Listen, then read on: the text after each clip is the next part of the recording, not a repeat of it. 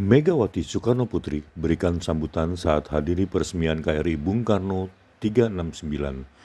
Peresmian KRI Bung Karno 369 di Dermaga Kolin Lamil, Tanjung Priuk, Jakarta Utara pada Kamis 1 Juni 2023.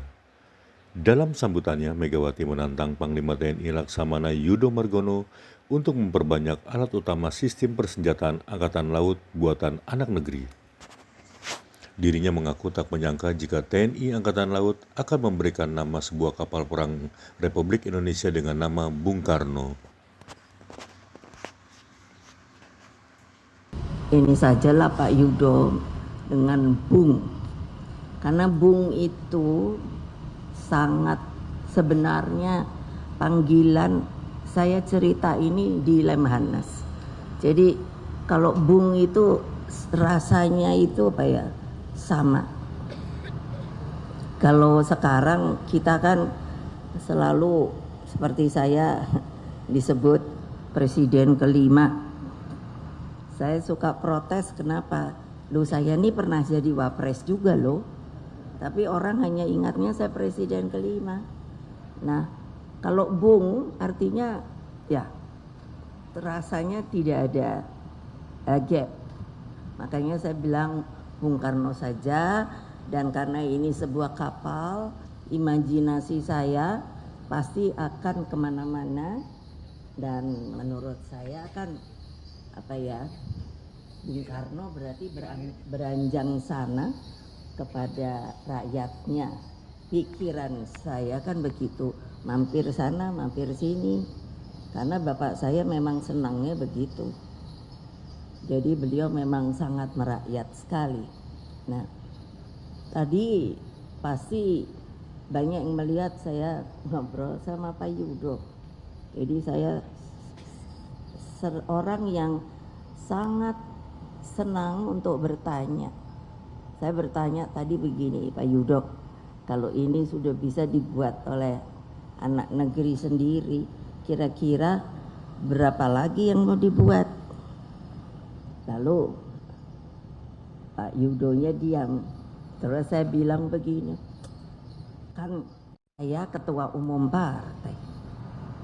Terus di sini kan ada ketua DPR, ada yang namanya Pak Oli Dondo Kambe. Jadi kan nanti bisa bicara dong urusan anggarannya. Nah, beliau langsung senyum-senyum. Saya pikir masuk ini. Ininya saya. Karena memang tadi juga saya katakan, Bapak, maksud saya ke beliau, kok orang banyak lupa ya, negara kita ini bukan kontinen. Negara kita ini, saya selalu bilang dengan supaya keren, dengan bahasa Inggris gitu, the biggest archipelago in the world. Bayangkan, in the world. Nah, jadi lah ketika bapak saya, kan ada foto saya tadi dengan nostalgia RI Irian. Saya makanya waktu itu disuruh ikut. Saya tuh waktu itu mikir, ada apa sih kok selalu saya disuruh ikut. Nah, begitu pulang baru beliau bilang, tadi sudah kamu lihat kan kapal itu? Saya bilang, oh ya keren ya Pak. Namanya makanya Bapak kasih RI Rian gitu. Lalu kamu tahu enggak berapa butuh kita kapal seperti itu? Jadi ya saya ditanya begitu ya tidak mengerti ya. Ya tentu banyak gitu. Ya, nah tadi saya bilang pada Pak Yudo, dulu saya merencanakannya di dalam strategi untuk alutsista kita. Saya tadi kan bilang saya pernah presiden, saya pernah wapres. Hanya pendek, jadi wapres 2 kali, presiden 3, wapres 2 tahun, presiden 3 tahun.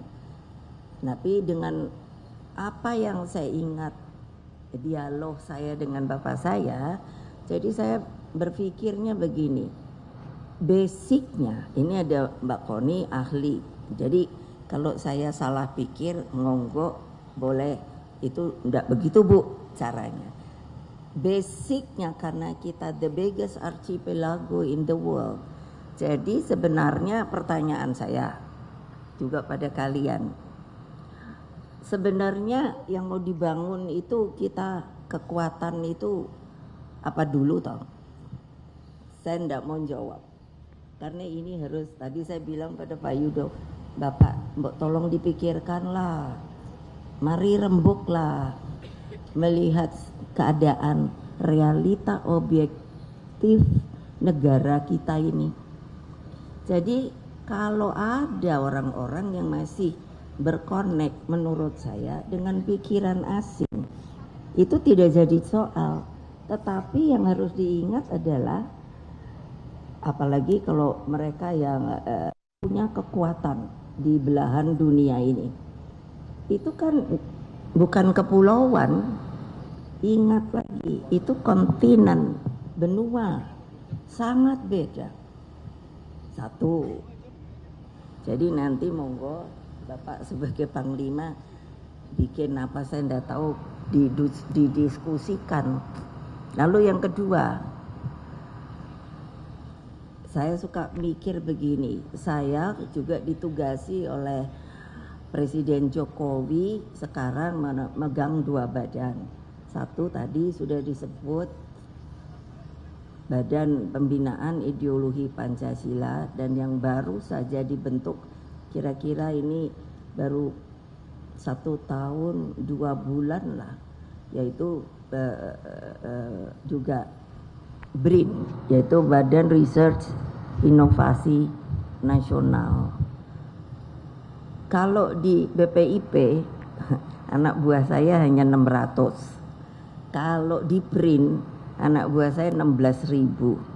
Coba bayangkan, dan itu orang pinter-pinter. Kira-kira orang pinternya itu 90%. Yang 10% itu ya ASN untuk administrasi dan untuk begitu. Saya sendiri pada waktu ditugasi oleh beliau, saya benar-benar kaget. Loh, kok Indonesia sebetulnya banyak orang pintar, tapi mengapa kita tidak bisa membuat sesuatunya itu sendiri? Bung Karno itu kan, saya suka bilang begini, dimasukkan ke sini saya, itu kalau mau membangun itu nanti dengan namanya Trisakti. Saya suka kalau sudah mulai pidato begitu, sebetulnya ya tentu anak muda ya. Saya pikir apa sih sebetulnya itu. Tapi kan karena itu dimasukkan ke sini, jadi saya ingat terus, saya olah terus. Benar juga ya apa yang telah beliau rencanakan, sangat visioner menurut saya. Melebihi waktunya, sudah meloncat sebenarnya. Jadi karena kita tuh bisa yang namanya berdiri sendiri, berdikari. Apa saja kita ada, bahannya ada. Saya pikir-pikir itu betul. Orangnya pintar-pintar. Nah, pertanyaan saya, kenapa sekarang tidak bisa mengcreate? Apakah kita tidak ada niat, hanya mau langsung beli dari luar, atau mari kita bangun negeri ini dengan kekuatan sendiri, kecuali kalau kita memang belum bisa. Nah, artinya apa? Elan semangat itu masih ada atau tidak? Karena kalau itu tidak ada, bagaimana rakyat akan punya semangat yang sama? Saya sangat senang sekali baca sejarah, alangkah heroiknya gitu. Kalau bapak saya udah pidato gitu kan, wah pokoknya ini dengan menggelegar, terus rakyat tuh terbangkitkan semangatnya. Dan saya suka melihat, atau itu dulu filmnya, atau fotonya rakyat bangkit hanya dengan bambu runcing saja, kok punya keberanian seperti itu begitu. Nah seperti sekarang rasanya saya sedih loh. Ini boleh dong. Lah kok urusan Papua aja menurut saya nggak selesai-selesai. Jadi saya sendiri terus bingung sendiri. Terus saya sendiri mikir sendiri. Karena saya bilang saya pernah presiden, saya tahu kan. Saya tahu banget, bukannya tahu saja. Yang namanya, kan dulu saya juga bisa punya panglima, suka saya perintah. Jadi saya lihat, ini kenapa ya, salahnya di mana ya? Tapi karena saya bukan apa-apa lagi ya saya diam aja. Tapi karena ini di Angkatan Laut saya berani bicara. Kenapa? Ya itu kan harus dijawab. Saya ingat ketika yang namanya dengan heroik loh. Tunggu, saya suka lupa namanya. Pak Yos Sudar. Saya kenal baik dengan beliau, dengan ibunya. Bayangkan pada waktu itu kan kapal Karel Doorman itu sudah masuk ke perairan kita. Padahal pada waktu itu yang namanya apa kapalnya ya yang dipakai Pak Yo, nama bukan ininya tipenya apa ya? MTB. Motor torpedo. Yes, itu macan tutul. Tapi kan menurut saya, wah saya pikir ini perwiranya ini wah saya bilang hebat banget. Iya dia halangi kan. Iya dihalang Karel Doorman itu. Nah bayangkan Karel Doorman tuh gede loh. Saya nggak tahu ada fotonya lagi apa tidak. Jadi bayangkan hanya dengan si kecil ini dihalangi dan ya apa boleh buat, beliau membaktikan dirinya bagi negeri ini. So maksud saya, adakah semangat itu? Masihkah semangat itu? Kenapa? Karena saya suka bilang pada Pak Presiden, rata-ratanya nih ini perubahan zaman ya Pak. Karena kita sudah merdeka, apakah mereka sedang menata untuk hidup dengan nyaman, di zona nyaman? Pertanyaan saya, kalau sesuatu itu akan masuk ke tempat kita tanpa diundang, apa yang akan kita lakukan? Strategi apa? Dengan teknologi yang sekarang, bayangkan, ada yang kan bilang pada saya, perang sekarang itu sebetulnya kan Mbak, tidak perlu dengan orang gitu.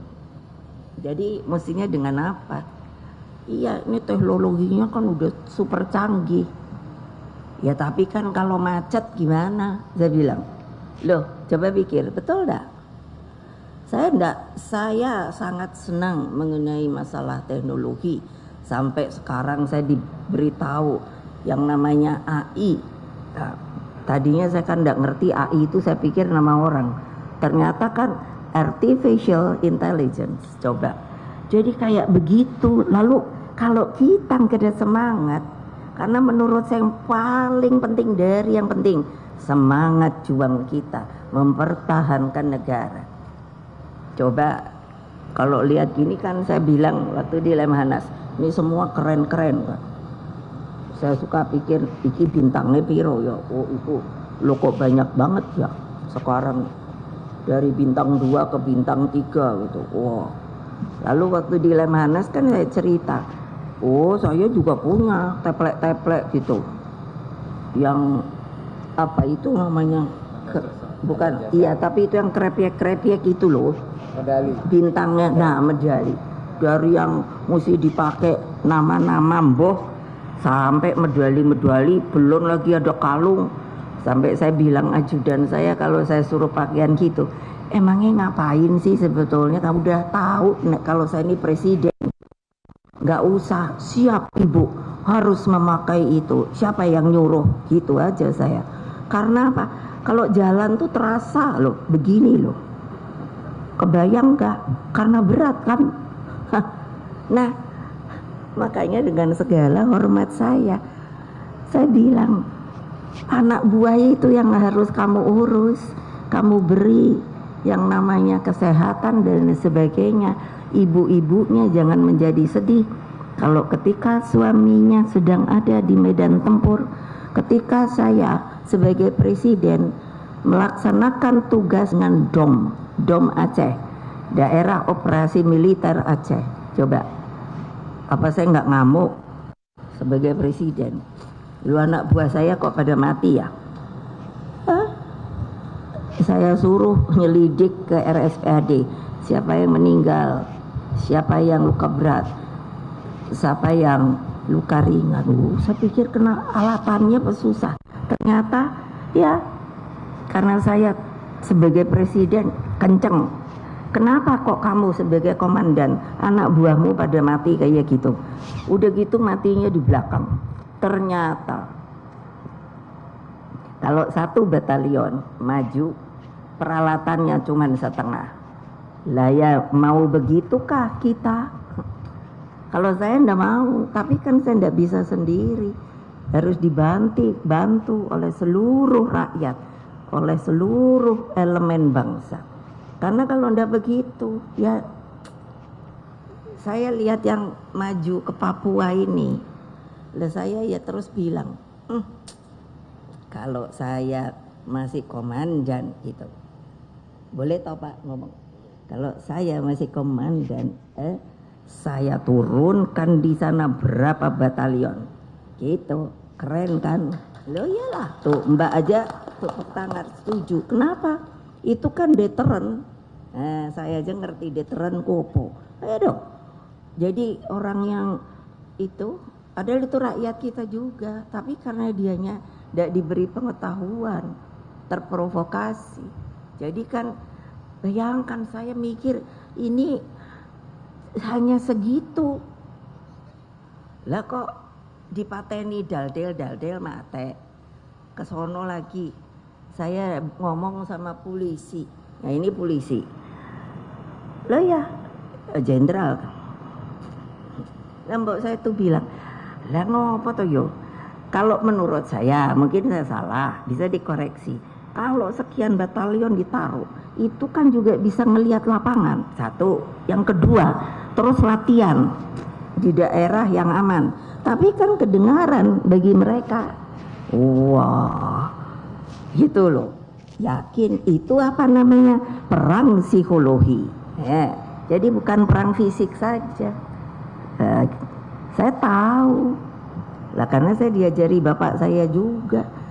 Oh makanya Karl Dorman itu kan kalah karena bukannya si kecil ini, tapi ininya dia kan mikir lah 1 aja kayak gini berani menghalangi, lah kalau turun yang lebih banyak lagi ya kalau daripada gitu tenggelam ya aku pulang baik, pulang loh. Apa nggak hebat Pak Yosudarso itu?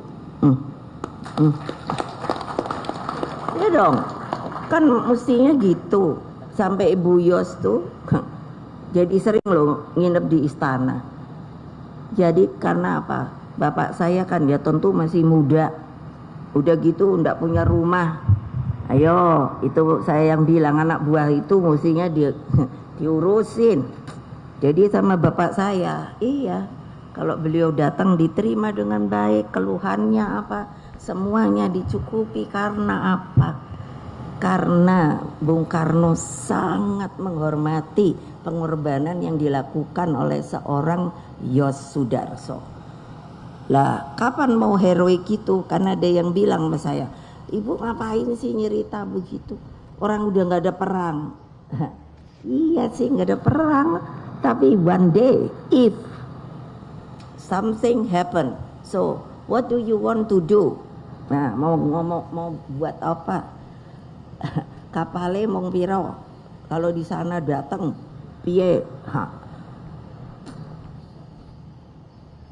Saya ngomong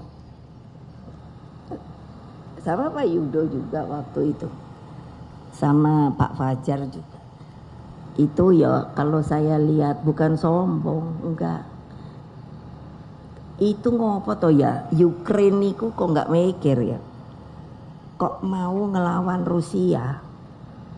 Ini wartawan kalau quote yang bener loh. Nanti dibully pula saya. Ngamuk saya. Yes, kenapa? Loh ini realita.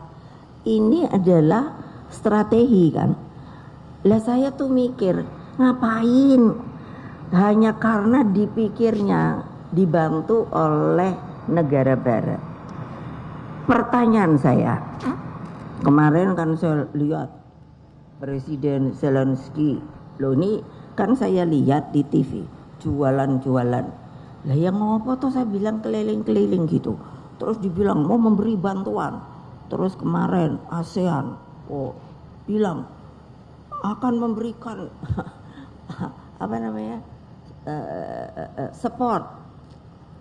Pertanyaan saya, apakah itu sebenarnya yang dibutuhkan? Sudah begitu, saya lihat toh Pak Putinnya ajak aja kan, nggak kelihatan baik, nggak kelihatan bingung Pak. Apa maunya saya? Apa cerita saya ini supaya dapat dimengerti? Itu sebuah strategi. Jadi apa? Jadi apa? Satu, Putin melakukan yang namanya perang psikologi. Satu. Yang kedua, dia bisa tahu. Karena apa? Mana mungkin yang negara barat akan memberi bantuan. Itu yang keren-keren. Karena kalau saya lihat, saya suka lupa nama, tapi saya ingat senjata yang diberikan. Lah, saya mikir dia tahu nggak ya? Kok saya tahu ya? Maksudnya barang itu. Nah, jadi saya bercerita ini adalah untuk berpikir, kalian nih orang pintar-pintar loh, sampai udah bisa jenderal-jenderal. Tapi ya wes toh, bikin sesuatu strategi yang menurut saya tuh apa ya? Kalau sesuatu terjadi itu gak gugap-gugup gitu loh. Loh kalau gugap-gugup ya coba. Seperti yang namanya waktu saya diundang oleh pemerintah Amerika masih DPR. Saya agak kaget. Karena kenapa? Karena saya diundang harus saya. Padahal itu undangan untuk DPR. Lalu ternyata menurut saya itu bukan kebetulan bahwa di Kongres itu sedang dibuka. Karena ini sudah kedaluarsa, saya berani ceritakan, yaitu yang namanya rahasia CIA yang sudah 25-30 tahun, artinya sudah kedaluarsa. Jadi yang waktu itu diomongkan adalah ketika tahun 65. Lalu yang 65 saya enggak cerita. Yang saya mau cerita serangan Teluk Babi di Kuba. Padahal itu tentara Amerika. Apa itu kalau kapal apa juga yang terus ada pasukan di dalamnya kalau untuk landing ship tank. Apa? Yang bisa menurunkan landing ship tank. Yang menurunkan pasukan. Landing ship tank. Nah, LST. nah ya LST. Saya ingatnya LST. Nama panjangnya sudah lupa. Jadi coba apa? Jadi bayangkan, menurut saya karena waktu itu saya ke Kuba dengan almarhum Pak Taufik sebagai ketua MPR. Jadi saya tanya kepada ketua MPR-nya, saya waktu di Amerika itu kok ada begini-begini, dan itu oleh Kongres 2 itu dinyatakan fail. Jadi tidak sesuai seperti apa yang direncanakan. Kalau enggak percaya mengapa saya cerita ini, itu pasti bisa dicari dokumentasinya di Library of Congress. Nah, jadi nanti jangan ada yang bilang, oh Ibu Mega sok tahu gitu, ngomong-ngomong gitu-gitu, cari keren aja, atau Itu taunya dari mana? Kalau nggak percaya pergi aja ke sana, tanya. Nah, yang saya mau ngomongkan adalah penyerangan Teluk Babi itu. Kenapa jadi fail? Ternyata apapun juga, ternyata yang namanya mengorganisir rakyat itu, yang saya bilang kalau terjadi sesuatu ntar panik-panik, itu sudah terorganisir. Jadi lupa tentara itu karena apa? Tidak menghitung waktu. Itu pendaratan kan dari laut di Teluk Babi itu. Nah, padahal jam 5 sana itu para nelayan itu mau pulang. Jadi ketika ada yang melihat, loh ini kok ada keanehan, rupanya cara mengorganisir di sana adalah apa? Simpul-simpul dari masyarakat itu bukan RT, tapi yang bisa dijadikan pemimpin. Di antara nelayan itu langsung ada yang tahu ini nggak benar. Dia bayangkan, menurut saya nih, wow, ini hebat juga nih. Tapi kan itu udah lama. Dia itu boleh punya red line sama pasukan. Jadi perintahnya apa? Nah, itu yang melakukan adalah RT-nya. Ini saya yang cerita ketua MPR Kuba. Yang boleh mengeluarkan senjata adalah RT kalau di kita. Langsung dikeluarkan, segera diserang kembali, pertahankan sampai bantuan tuh datang. Saya dengar gitu aja rasanya kok seneng banget loh. Wah gitu loh. Jadi nggak gugap-gugup gitu. Sopo sing mesti ini lari semua, gagal. Ayo bapak-bapak para jenderal, saya mengusulkan kembali yang namanya strategi perang gerilya kita itu tetap harus masuk kurikulum. Nggak tahu masuk apa enggak? Oh masuk. Oh alhamdulillah. Kalau enggak saya mau protes. Kenapa? Lah tadi saya cerita hanya dengan bambu runcing saja berapa yang mati. Kalau saya ketemu orang asing, kepala negara atau apa, kalau ditanya yang mungkin kita tidak sama korbannya. Waktu Perang Dunia Kedua di Rusia itu, saya masuk ke Taman Pahlawan, tidak ada nisan. Saya mesti kasih kembang. Lalu kan saya tanya, di manakah makamnya? Di tempat yang eksselensi berjalan tadi, itu semuanya adalah makam. Coba nggak merinding saya. Karena waktu itu Leningrad. Ya. Waktu itu kata korban itu sampai 100 ribuan hanya untuk mempertahankan. Nah, kan mungkin ada yang berpikir ibu ki ngopo toyo cerita kayak gini orang mau meresmikan kapal. Lah kapan lagi saya bisa ngomong? Kapan lagi saya bisa ngomong sama jenderal-jenderal yang menurut saya masihkah kamu punya semangat heroik gitu loh? Masihkah kamu tahu bahwa saya who am I? Bahwa saya abdi negara. Bahwa saya gitu terus. Iya, karena memang tugas Anda. Bayangkan kalau saya lihat kan anak-anak yang mau masuk ke apa ini akademi. Nah, saya lihat kan rata-rata bukan orang berpunya. Rata-rata. Karena apa?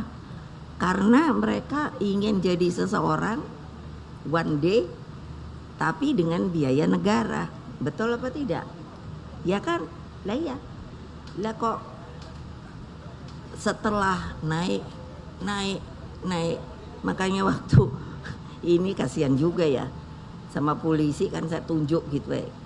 Polisi ku karepe piye toh? Gitu saya bilang. Maunya jadi apa?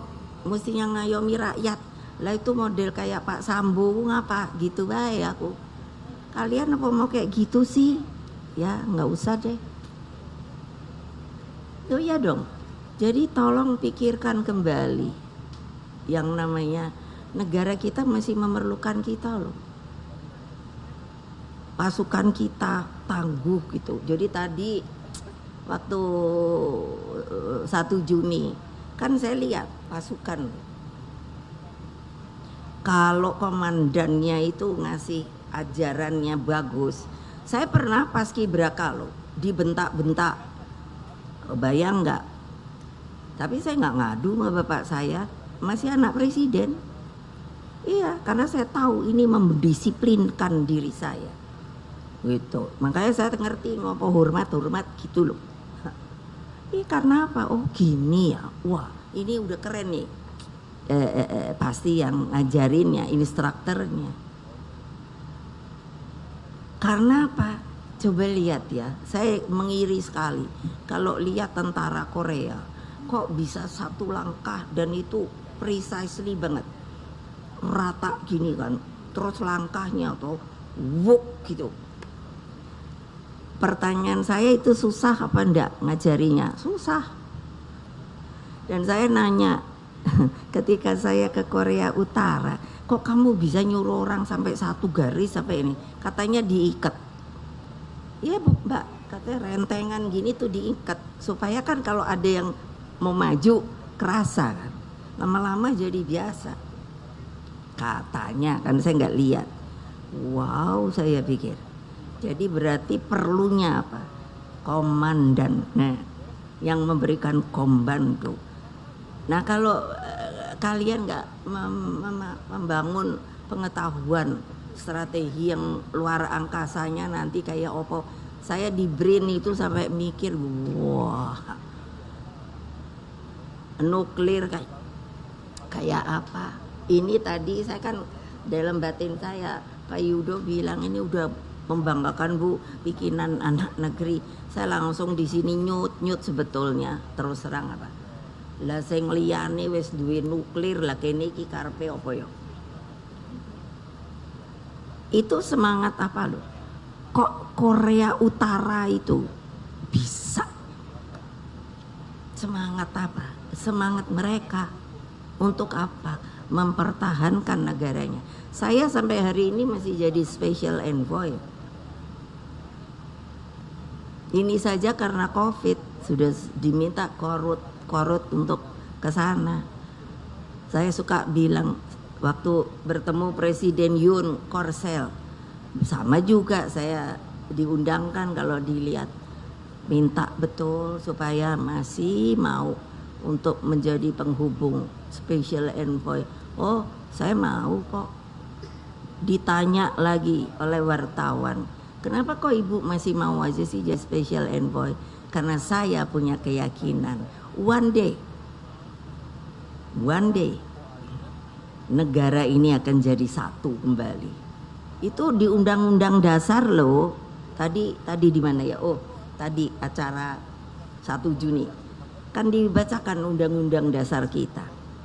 Jadi bapak-bapak, ibu-ibu yang terhormat, yang saya cintai, sekali lagi saya mengucapkan banyak terima kasih diberi kesempatan seperti begini.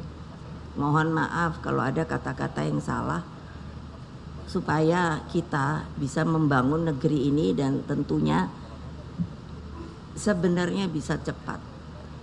Pak Jokowi bilang pada saya, Ibu, mulai 2003 ini demografi kita itu paling baik. Kata banyak orang yang ahli. Karena usia produktif tuh 16 sampai 60. Nah, saya bilang, oh Pak, terus sampai kapan?